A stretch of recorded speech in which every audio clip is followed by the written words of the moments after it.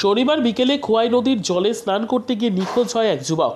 তলিয়ে যাওয়া যুবকের নাম দীপক দাস। অবশেষে রবিবার সকালে তার ভাসমান মৃতদেহ উদ্ধার খোয়াই নদীর জলে চাকমাঘাটের নৌকাঘাট এলাকায়। রবিবার ভোরে এনডিআরএফ, তেলিয়ামুড়া অগ্নি নির্বাপক দফতর এবং মহকুমা প্রশাসনের দুর্যোগ মোকাবিলা দলের দীর্ঘ প্রচেষ্টায় উদ্ধার করা হয় দীপক দাসের মৃতদেহ। বর্তমানে ময়নাতদন্তের জন্য তেলিয়ামুড়া মহকুমা হাসপাতালের মর্গে রয়েছে দেহটি। সাত সকালে দেহ ঘিরে এলাকায় শোকের ছায়া।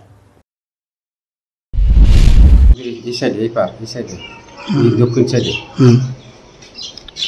কোন সময় দেখছেন আপনারা? আমরা সকালে দেখছি, আমরা সকালে নৌকা টোকা গেছে 4:30 দিকে গেছে, নৌকা ঘুরতে সবগুলি ঘুরতে এই পার গিয়ে খাওয়া হয়েছে। এনডিআরএফ এর টিম এসেছিল, এরা তো আছে 5টার সময়।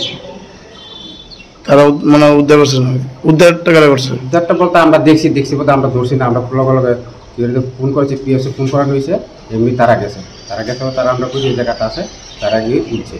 মানে এনডিআরএফ টিম যাওয়ার আগে মানে ভাষ্য করছে নাকি? আচ্ছা, নাম কি বলে? হ্যাঁ, যে মারা গেছে ওনার নাম কি? দীপক দাস। বাড়ি কোন জায়গায়? চাকমাঘাট।